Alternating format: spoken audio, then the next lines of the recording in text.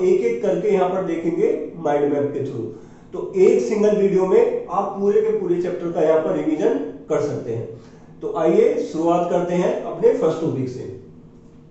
ये जो हमारा फर्स्ट टॉपिक है ये है फोर्स। फोर्स क्या होता है? Any action which causes pull, hit and push on a body. ये किसकी डेफिनेशन है? हमारी फोर्स की। आपकी फोर्स की जो डेफिनेशन है बहुत ही स्मॉल है। पुश, पुल, हिट, तीन ही चीजें हमें याद रखनी है इसमें कि पुश करेगा, पुल करेगा या हिट करेगा। तो तीनों की तीनों चीजें किससे जुड़ी हुई है? फोर्स से जुड़ी हुई है। क्लियर है? ये जो आपके फोर्स के जो इफेक्ट हैं ये हम अपनी डेली लाइफ में देख सकते हैं। जैसे कि ये किसमें चेंज करता है? Change in first one, state. ये किसी भी ऑब्जेक्ट की स्टेट को चेंज कर देता है। अगर वो रेस्ट में है तो वो मोशन में आ जाता है, मोशन में तो वो रेस्ट में आ जाता है। ये किसी भी ऑब्जेक्ट की पोजीशन में चेंज कर देता है। किसी भी ऑब्जेक्ट की अगर पोजीशन एक्स कोऑर्डिनेट पर है तो वो क्या कर देगा कि उसको वाई में भी पहुंचा देगा और जेड में भी। किसी भी ऑब्जेक्ट की स्पीड में वो चेंज कर सकता है। स्पीड को ज्यादा कर सकता है, स्पीड को कम कर सकता है। जैसे मैंने आपको लास्ट क्लास में आपको एग्जांपल्स दिए थे मैंने आपको, जैसे साइकिल में ब्रेक लगता है। ये फिजिक्स की ये खासियत है कि आप पूरे के पूरे जितने भी सारे इसमें कॉन्सेप्ट हैं अपनी डेली लाइफ में डेली हम कहीं ना कहीं यूज करते हैं, देखते हैं। और ये सारी जो जितने भी कॉन्सेप्ट हैं वो डेली लाइफ में यूज करना ही एक बहुत बड़ी बात है। तो अगर कोई भी एक्सपेरिमेंट हम अपनी डेली लाइफ में उसे देख रहे हैं तो उससे क्या होता है कि वो चीजें और भी क्लियर हो जाती हैं। तो मैं ये चाहता हूं कि आपको इसको आप रटे ना, आप इसे सिंपली समझने की कोशिश करें और लाइन वाइज आप इसे अपने नोट्स बनाएं और उस नोट्स में सारी के सारे जो भी इसमें कंटेंट दिया हुआ है उस नोट्स को आप बनाते हुए चले और कॉन्सेप्ट वाइज इस वीडियो को आप समझते हुए चले। तो शुरुआत करते हैं। मैंने अभी आपको फोर्स के बारे में बताया। फोर्स की जो एसआई यूनिट होती है वो होती है न्यूटन। क्या होती है? न्यूटन या kilogram metre per second square. Kilogram metre per second square, ये भी आप देख सकते हैं। ये क्या होते हैं? Kilogram metre per second square. This is also the SI unit of force. Now this is force. Next, what are the types of force? तो मैंने लास्ट वीडियो में आपको बताया था कि इसके जो टाइप्स हैं वो हम दो तरह से डिवाइड कर सकते हैं। एक तो contact and non contact forces. Contact में हम उसे फिजिकली उसे टच कर सकते हैं। नॉन कॉन्टैक्ट फोर्सेस क्या होते हैं कि हम उसे फिजिकली टच नहीं कर सकते, वो किसी भी डिस्टेंस से हम पर वो अप्लाई हो सकते हैं। जो हमारी बुक्स में है, एनसीईआरटी में जो दिए गए हैं वो है balance forces and unbalance forces. बहुत ही सिंपल है। बैलेंस फोर्सेस क्या होते हैं कि अगर नेट इफेक्ट किसी भी ऑब्जेक्ट पर, अगर नेट जितनी भी फोर्सेस लगे हुए हैं, अगर उन नेट फोर्सेस को आप ऐड करोगे और वो कितना आ जाए? जीरो आ जाए। वो कितना आ जाए? जीरो आ जाए। तो वो हमारी फोर्सेस कैसे होंगे? बैलेंस फोर्सेस होंगे।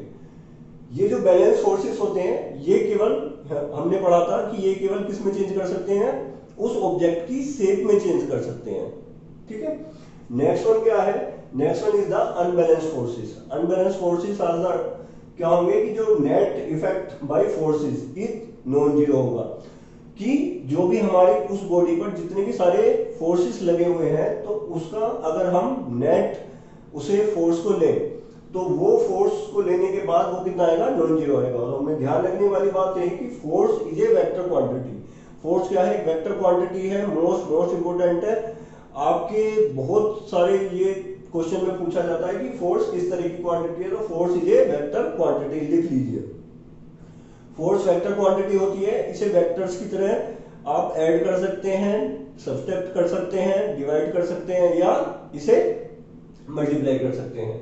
तो force is a vector quantity. Next one क्या है कि law of inertia. Law of inertia, ये जो हमारे न्यूटन सर हैं हमारे, उन्होंने 3 लॉज दिए थे अब से 3 सेंचुरी एगो। 3 सेंचुरी एगो उन्होंने ये 3 लॉज दिए थे। First one is the law of inertia, second one is depend on conservation of momentum और change in momentum, and third one is of action and reaction. तो एक एक करके पढ़ते हैं। तो इस इनर्शिया को पढ़ने से पहले हम यहाँ पर जानते हैं कि इनर्शिया होता क्या है, एक्चुअल में इनर्शिया है क्या।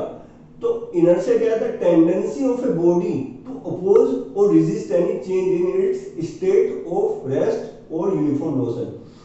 ये किसी भी ऑब्जेक्ट की टेंडेंसी है, उसके अंदर ये इनबिल्ड है कि वो चाहे तो एक जगह पर वो हजारों लाखों साल तक रह सकती है, उधर ही पड़ी रहेगी, और अगर वो मोशन में है तो मोशन में उसी ही मोशन में लगातार वो चलती रहेगी। This is the tendency of a body. ये बॉडी की क्या है? इनबिल्ट प्रॉपर्टी है। ये क्या है? इनबिल्ट प्रॉपर्टी है। और इस इनबिल्ट प्रॉपर्टी, ये जो इनबिल्ट प्रॉपर्टी है, ये directly related with the mass of the body. ये मास से सीधा सीधा रिलेटेड है। अगर मास कम होगा तो इनर्शिया कम होगा, अगर मास ज्यादा होगा तो इनर्शिया कम होगा। ठीक है। अगर कोई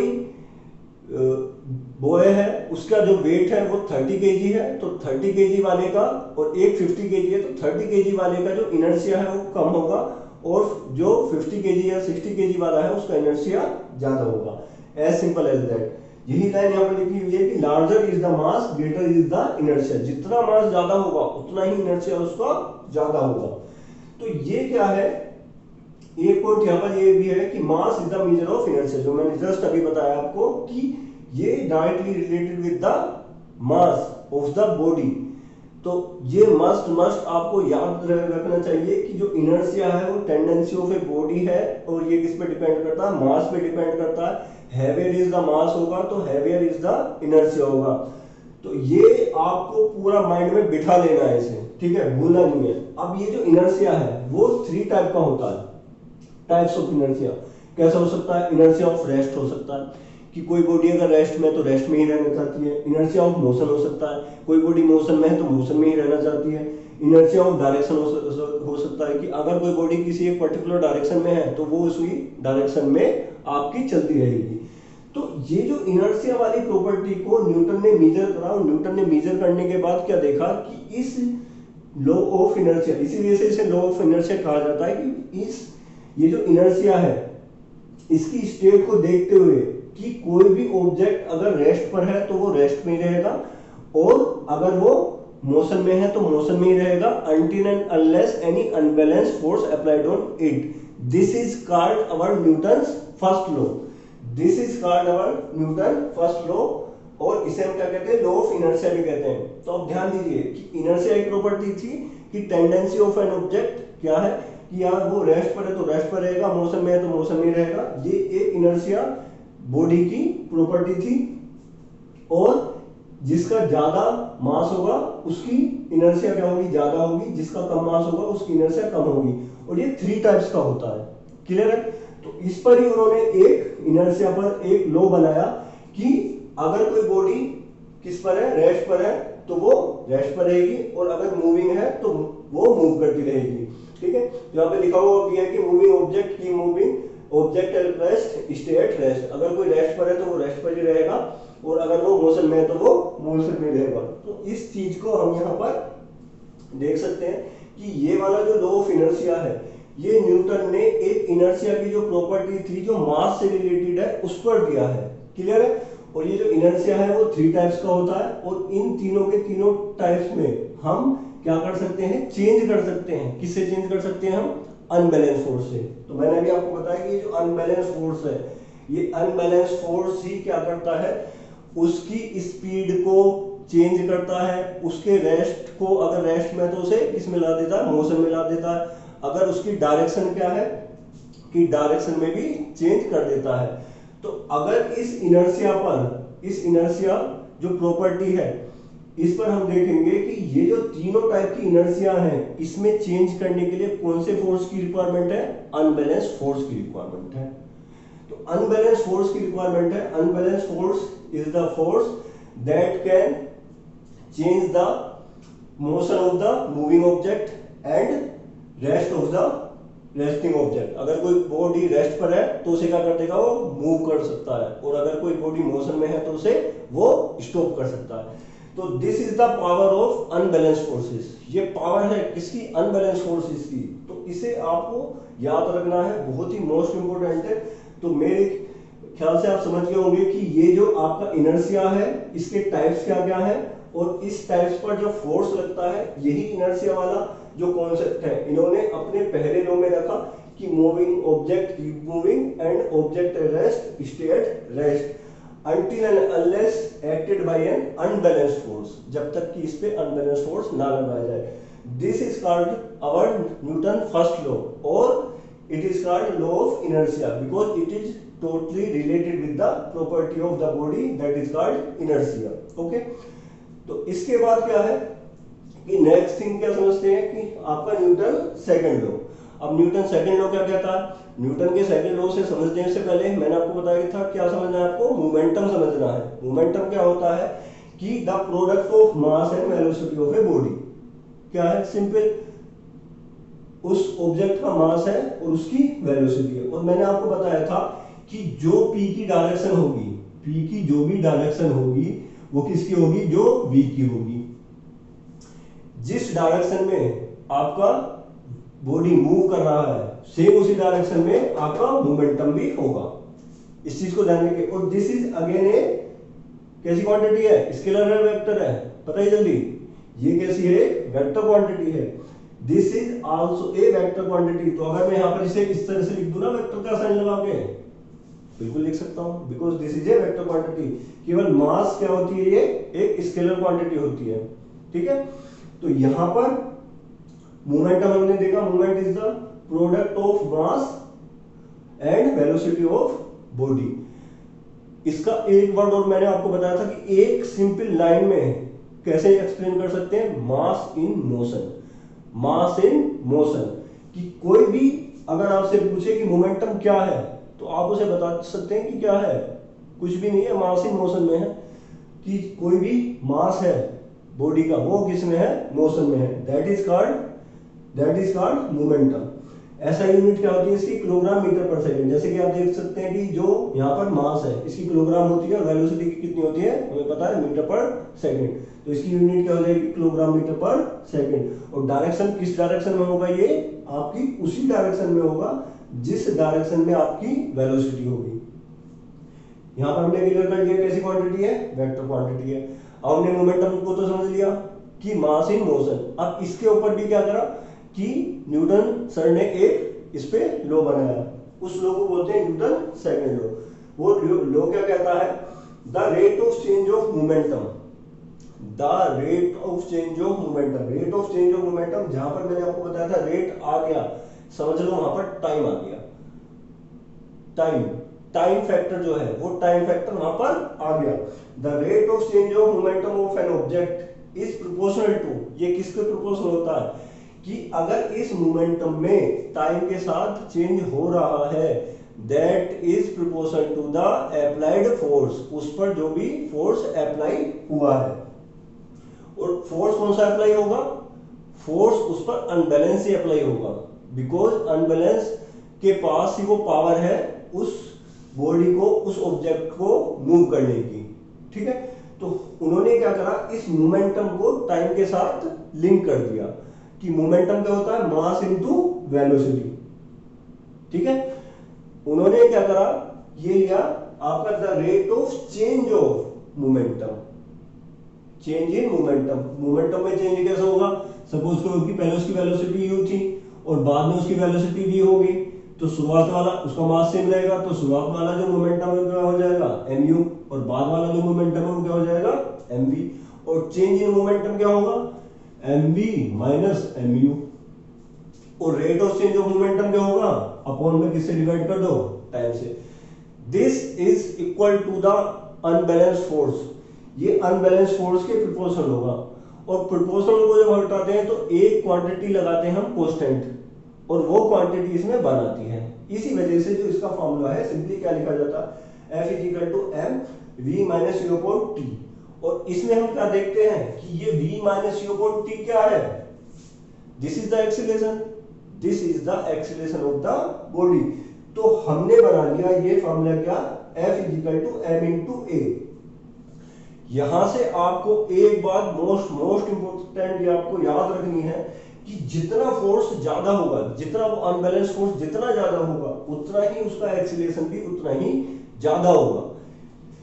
मैं फिर से इस बात को रिपीट कर रहा हूं, जितना उसका फोर्स ज्यादा होगा उतना ही उसका एक्सीलरेशन भी उतना ही ज्यादा होगा। ज्यादा फोर्स लगाओगे तो बॉडी ज्यादा, आप जितना आप स्पीड दोगे अपनी किसमें, बाइक में या गाड़ी में, जितनी उसे स्पीड दोगे तो उसी फोर्स से अगर स्पीड दोगे, जितना उस पर फोर्स लगाओगे तो उतनी ही वो स्पीड आपको या उतनी ही वो एक्सीलरेशन आपको देगा। Acceleration means change in velocity upon time. So this is our second Newton laws of motion. ये आपका सेकंड न्यूटन लॉ का मोशन है, न्यूटन सेकंड लॉ है ये। और ये आपका टोटली, अगर देखो मैंने यहाँ पर इस फॉर्मूले को रेड कर रखा है, तो आप भी इसे क्या करें, फॉर्मूले को रेड कर लें और कलर कर लें। तो बहुत सारे जितने भी आपके क्वेश्चंस हैं वो इस पे रिलेटेड आते हैं, न्यूमेरिकल आते हैं। तो ये फॉर्मूला मोस्ट इंपोर्टेंट है और बहुत ही फेमस फॉर्मूला है। सिंपली बच्चे लिखते हैं F इक्वल टू m। तो यहां से हमने देखा, यहां से हमने पढ़ा न्यूटन फर्स्ट लॉ किस पर था, इनर्शिया पे से रिलेटेड था। न्यूटन सेकंड लॉ किससे रिलेटेड है, चेंज ऑफ मोमेंटम से विद टाइम। अब बात करते हैं किसकी, यहां पर थर्ड लॉ की। थर्ड लॉ की बात करते हैं। थर्ड लॉ का जब डेरिवेशन करा था तो आपको याद है कि आपने दोनों के दोनों लॉ, इसमें थर्ड लॉ, ये जो थर्ड लॉ है ये बहुत काम आएगा किसमें, कंजर्वेशन ऑफ मोमेंटम में। अभी पढ़ेंगे इसके बाद। ये कंजर्वेशन ऑफ मोमेंटम में ये सेकंड भी काम आएगा और ये थर्ड भी काम आएगा, दोनों आते हैं। न्यूटन का थर्ड लॉ क्या है कि न्यूटन का थर्ड लॉ है, to every action there is an equal and opposite reaction. Equal and opposite, हमें पता है कि फोर्स कैसी क्वांटिटी है, एक वेक्टर क्वांटिटी है।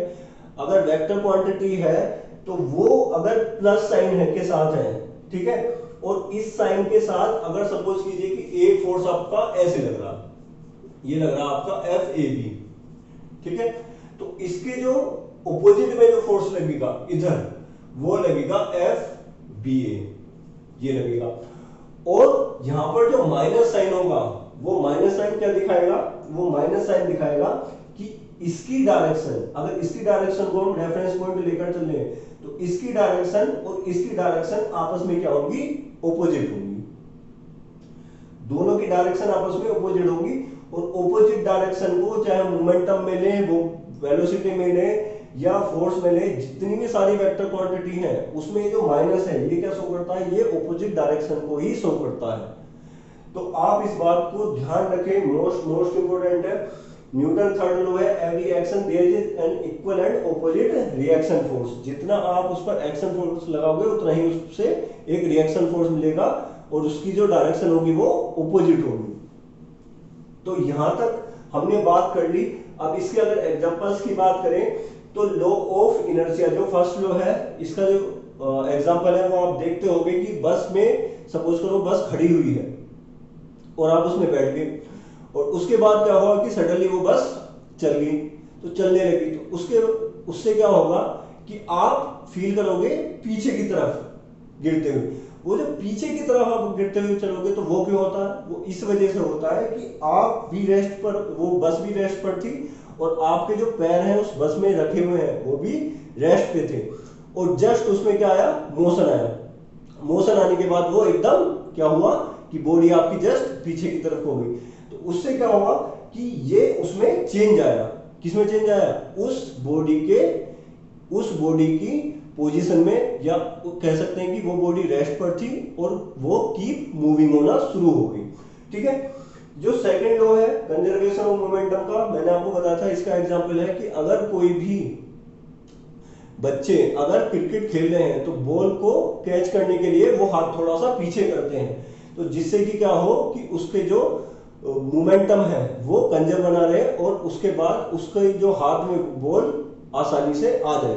वो फोर्स आगे की तरफ नहीं लगाते, वो जिस डायरेक्शन में आ रहा है वो बॉल उसी डायरेक्शन में उसे कैच करते हैं।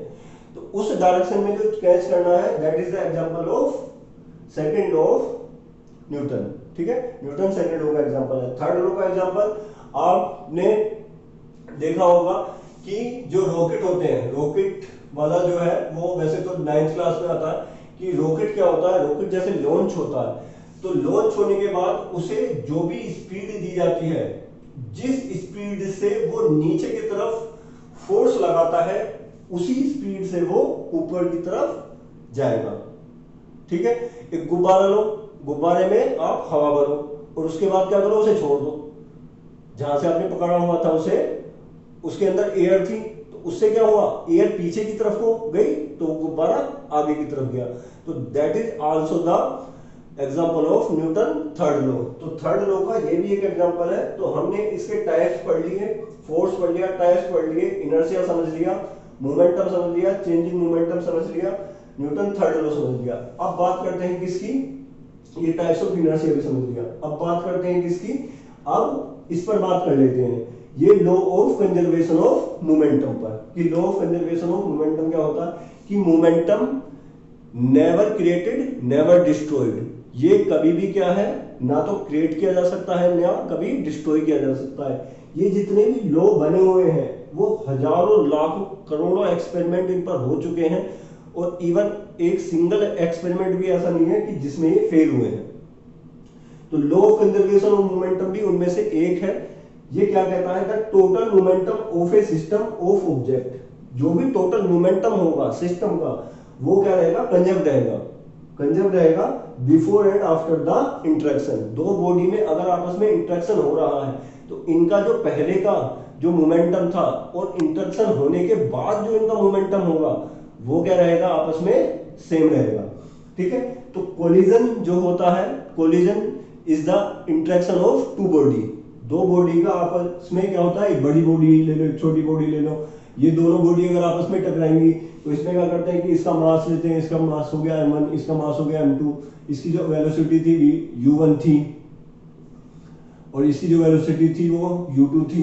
इसी तरह से क्या हुआ कि अब ये आपस में दोनों टकरा गए। ये तो टकराने से पहले था, तो आपस में टकराने के बाद क्या हुआ कि जो पहले वाला है इसकी जो मास है वो m1 ही रहेगा, बट इसकी जो वेलोसिटी है वो कितनी हो जाएगी, v1 हो जाएगी, वेलोसिटी चेंज हो जाएगी। और जो छोटा वाला था उसकी वेलोसिटी कितनी हो जाएगी, v2 हो जाएगी।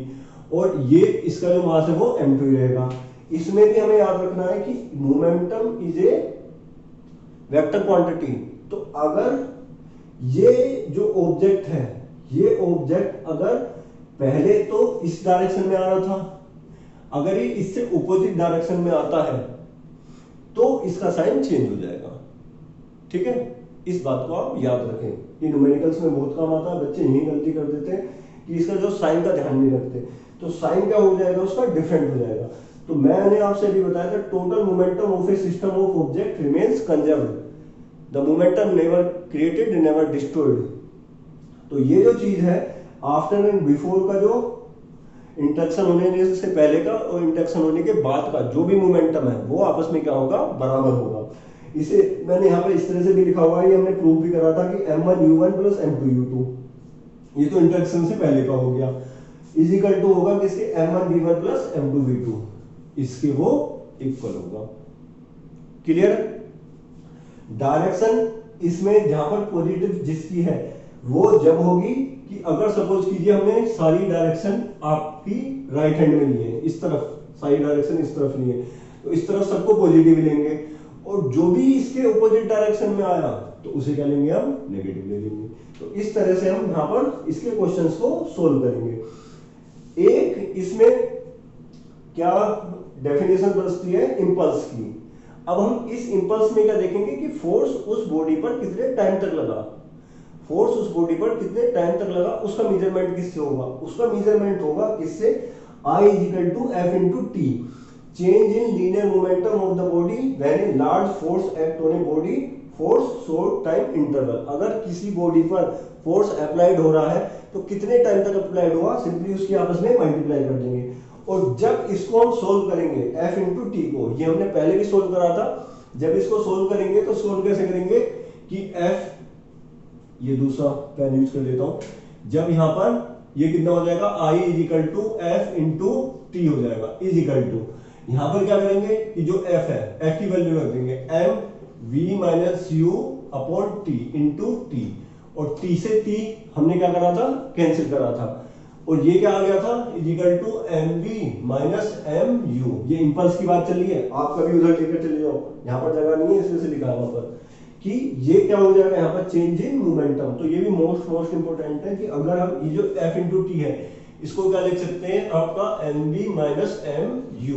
तो जो आपका इंपल्स है, वो जो इंपल्स है that is equal to the change in momentum of the body. इस पर बहुत क्वेश्चन आते हैं, बहुत पूछा जाता है। ये वाली चीज अब याद रखें कि I is equal to F into T, force into time, and this is also equal to the change in momentum. ये चेंज इन मोमेंटम के भी क्या होता है, इक्वल होता है। अब बात करते हैं किसकी, इसमें दो पॉइंट है जो आपको मस्ट रिमेंबर रखने हैं कि मोर फोर्सेस मींस मोर एक्सीलरेशन। जैसे मैंने आपको अभी बताया कि जितना भी ज्यादा फोर्स होगा उतना ही उसका एक्सीलरेशन ज्यादा होगा। मोर मास मींस लेस एक्सीलरेशन, कि अगर किसी का मास ज्यादा है तो उसका एक्सीलरेशन कम होगा। ये हम कैसे देखेंगे, ये ऐसे देख लेंगे, थोड़ा सा स्पेस यहां बना लेते हैं, F is equal to M into A. तो ये जो एक्सीलरेशन है, ये जो क्वांटिटी है m में, ये फिक्स्ड है, ये फिक्स क्वांटिटी है। सपोज करो कि फोर्स हमने लगा दिया उस पर 10 न्यूटन का, उस पर 10 न्यूटन का फोर्स लगा दिया, फोर्स हमने कांस्टेंट कर दिया। तो जब ये वाली क्वांटिटी होगी तो ये वाली क्वांटिटी भी कांस्टेंट हो जाएगी, ये भी कांस्टेंट होगी ना। तो जब ये कांस्टेंट होगी तो आप एक को अगर बढ़ा दोगे तो दूसरा अपने आप क्या हो जाएगा, घट जाएगा। तो ये चीज लिखी गई है कि अगर आपने मास को बढ़ा दिया तो एक्सीलरेशन उसका अपने आप ही क्या हो जाएगा, डिक्रीज हो जाएगा। ये बात आपको यहां पर बिल्कुल क्लियर कर लेनी है कि ये जो चीज है, जो पॉइंट यहां पर है कि अगर मास उसका ज्यादा होगा तो उसका एक्सीलरेशन उसी के अकॉर्डिंगली क्या होता चले जाएगा, कम होता चले जाएगा।